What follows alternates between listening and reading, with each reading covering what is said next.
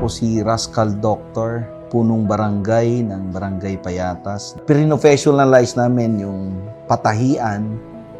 Second, yung nag-create kami ng mga backyard livelihood na wherein yung mga different organization tutulong sa aming livelihood. Yung census namin, kinuha ko yung mga walang mga trabaho, yung mga walang mga nanay na naapektuhan ng dam site ng pagsasara.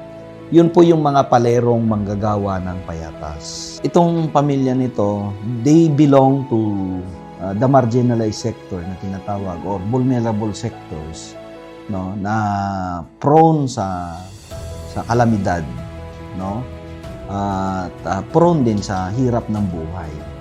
Kaya napili namin with the thorough evaluation sa barangay, nirekomenda namin para mabigyan sila. Ako po si Rosemary Piang at kami po ay may apat na miyembro sa pamilya.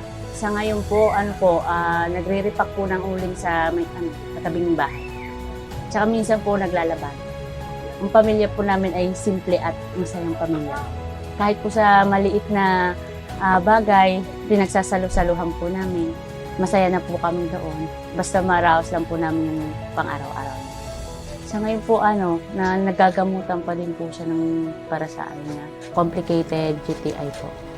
Tuwan-tuwa po ako kasi ganito. Kami po ang napili. Gusto kong mag-regular about trabaho, ganyan. Para makatulong man lang sa magulang ko. Yung plano po talaga, meron po kasi. So po, maayos po itong bahay para din po sa kanila, para may nanay tatay. Po tayo mawawala ng pag-asa. Nandiyan po yung Panginoon sa taas. Para tayo tulungan kasi hindi naman po bibigay ang Panginoon na hindi natin kayang lutasin.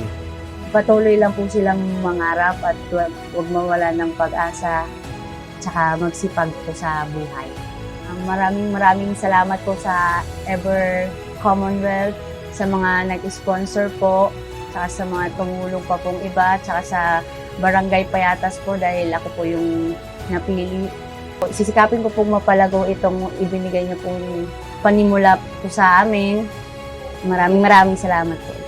Malaking pasalamat po sa inyo na kami napili niyo. Maraming salamat po. Ever Commonwealth Payatas po. I've been a fan of Ever Commonwealth at sana'y tuloy-tuloy, no, na magbigay kayo ng saya at pag-asa sa Barangay Payatas bilang kabahagi kayo sa aming mga buhay.